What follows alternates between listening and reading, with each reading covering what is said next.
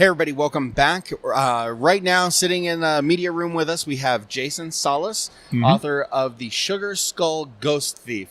As we were walking over here, you were saying that this is your first con with a novel, and that before that, you were coming with your comic strip. I think that's what you said. Sorry, it's kind of loud in here. Tell me a little bit, before we dive into the novel, how has the transition been from going from like sequential art to like writing a novel and then participating in Denver Comic Con that way? Okay. First off, thanks for having me here. Oh, this is yeah, great. Of course. Fantastic. Going from a comic strip to a novel, it's strangely, some people think it's a big leap, but it's not. A comic strip and any comic book, of course, has writing, right? We have to do writing. If you don't have writing, you don't have anything to draw, right? So there's always a story there. And I love to tell stories.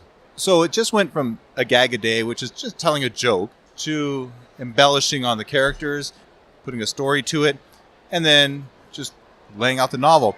As for doing a con with a novel versus comics, it's actually been really, really cool. When I was doing my comic strip, I don't do like superheroes or anything that is very trendy. I'm not very edgy. I'm very nerdy. May not pick it up on, maybe you do pick it up on audio, but I'm a bit of a nerd. I like some nerd stuff, but like old nerd stuff. Like I'm probably like a 1950s nerd, right? Like rocket ships and stuff. Yeah. I'm the guy that probably would have a pipe and be like, well, look at these children these days, So it's not really trendy, but so I didn't really do so hot. I did okay with my comic strips. Did all right. But this book, it's neat because now I can reach people who are also a little bit are readers, people who like a longer format, that like to get into stuff like that. And quite frankly, a little bit of older audience. And there's a lot of people here who, adults, parents with kids, and they like that. Nice. So in short, it's been a great transition. That's awesome. So tell us a little bit about the book itself. Kind of where it came from, and like, what you're trying to like embark on in telling the story. Sure. Now I use the same characters from my comic strip, Perk at Work, for the book because I've already created these characters and they're near and dear to my heart. I like to think of it as pulling them or breaking them outside of the panels of the comic strip, and they get to live a real life, not just within those Not pages. just the joke. Not just a joke. They have a life outside of the jokes, outside of the gags, and this is their life. Like, this is what we get to see. Pull the curtain away and, like, this is a real life. The story, The Sugar Skull Ghost Thief, it's a story about a restaurant in a southern New Mexico village that is a tourist spot. The restaurant has this skull. It's a human skull, and it's all painted up and old. It's a relic. Through the years, it's brought some charms, if you will, some luck to the restaurant where it's housed in. Well, that is until it manifests itself into a ghost and starts haunting the village and starts committing these petty crimes. It's real weird. In any case, this guy rolls into town. He's just running an errand for his roommate. He meets a girl. Her family owns a business, and she shares with him the story. And through that, she draws him into the mystery, and together they try to solve the mystery of the Sugar Skull Ghost Thief. So in fleshing out the characters, like you said, they're pre-existing characters. You have all this content that you've developed through your comic strip. What was the most enjoyable part of like kind of creating their lives as opposed to just creating their gags? Each character I interview. It's a character development deal. You would ask them X amount of questions. So each character I ask 130 to 160 questions. And the character answers candidly all these questions. So I know who their family is, their religious inclinations, how much money they make, what kind of car they drive, all these things. When was their first kiss? Everything, all the way down the line. And so outside of just the gags of, hey, this character is a two-dimensional character that likes, bears, and that's it, right? I like bears, This character may have had some sort of a strange traumatic experience as a kid, like a bully or whatnot, and that carries over into how they act as an adult. And it may not be a bully, but it may be something along those lines. And so all these pieces, all these questions flesh out this character really deep so that when I place him in a situation, I know how they're going to act. because I know what happened to them in their past. So this questionnaire, this interview that you do with the characters, this is a physical thing, correct? You're like writing the question, then writing their answer, or is it just up in your mind? It's actually a physical thing. So you have like a file that you can like refer to. How would this person react in this situation? Oh, let me go look. You can actually do that with your characters. Yeah, in a sense, it's called a character Bible. So each character, I ask them all the same questions, and some characters embellish one question over another. How they answer shows me a little bit about what their character is. The trick is, as an author, if a character can't answer a question, I don't know that character. I have to know that character enough that I don't answer it, that character actually answers. And it's kind of a weird sort of Ouija board type thing when you're like typing, because sometimes the characters will say things and you're like, oh, that's odd. You know, who's in my brain? Who's using my fingers?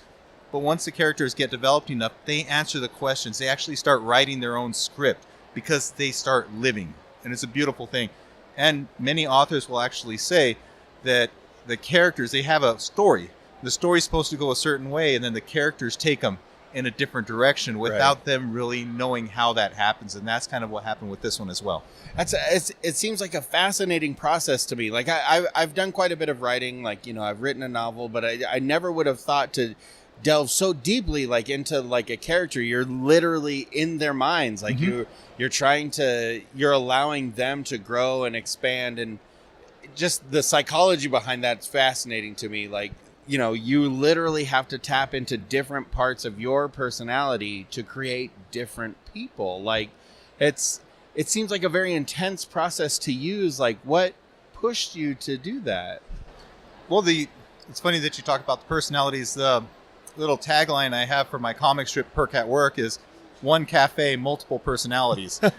And people ask me, well, which one is you, Jason? I tell them, well, all of them are me and all of them aren't me, right? Because we have these different facets of our personalities and who we are. Now, the strange thing is that character Bible, it seems daunting at first. 100 and some odd questions. You say, crazy, which they're not my questions. I actually got I got the questions themselves from character developers. When I say character developers, these are just for people who play Dungeons and Dragons. I've never played it, but people who create their own character in Dungeons and Dragons go through this process, some of the really intense guys. So I just took their questions. I go, these are great questions. I'm going to ask my characters these same questions. It's not so daunting when you start it, though. When you have a character and you love your character and you start doing it, what I would do is I sit down, I just have like a glass of wine and I just start typing. And before long, I'm like, I'm really enjoying this interview with this person, and I'm learning more about this character as it's going along, and they're just coming out of my brain, right? I don't know how to explain it, but I encourage anybody who's writing, take one of their characters, their most beloved character, and just write down 50 questions and start asking, and you'd be surprised what you learn about your character. It seems like such an interesting process. Like I like this idea that you've taken from, you know, like one of the most fully fleshed out, you know, gaming systems that there is. Like Dungeons and Dragons, you can go very bare bones, or you can like really develop your character, you know. And I've played quite a bit of that, and I've played with both styles of players, and I can totally see some of my friends like writing down like each little nuanced detail, and it's just awesome. What a great process. Like, what a fascinating thing to do. When people are reading your book, what do they come away with? Like, what are the reactions that you've been getting to your novel so far? One of the reactions I have received, which I thought was amazing, was people telling me that they read it in a day and a half.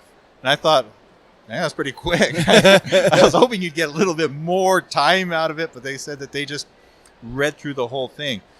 And a lot of that is I work on flow, and I've distilled it. I go through readers. I have beta readers and editors. And whenever they tell me this goes slow, or this is dragging, or this is boring, Jason, I either cut it out or I alter it so that it's a nice, flowing, easy read for people, but it also has all the pieces that they need and makes them feel and makes them think. One of the things I've been getting back was women like reading my book. Maybe it's because it's a mystery, but they love reading it. They love there's a romance aspect of it, and they love how I made that romance work.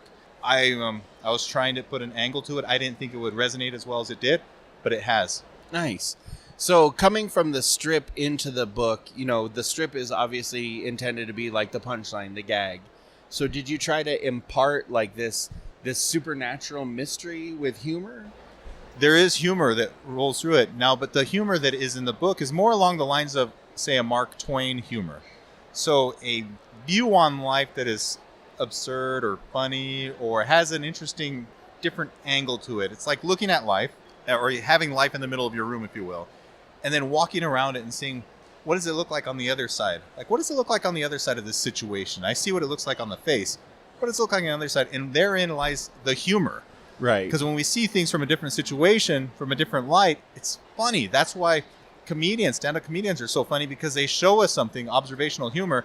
This is something we all see. Yes, we all see it. And then they say something, you're like, I never thought of it that way. That's just great.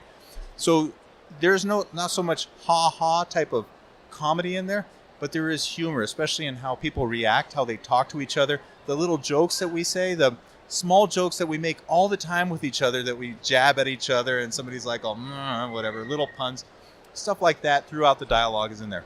So trying to make it more of like a natural, organic humor than building for a punchline. It's less like a book that's intended to be jokey and more something there's your humor in there, because that's how we all are. We're all trying to make our friends laugh at one point in time or another, right? Yeah, that, or how we react to situations. For instance, and this is giving nothing away, but there's a spot where one guy is being attacked by the main character, the protagonist, Perk, is being attacked by another guy.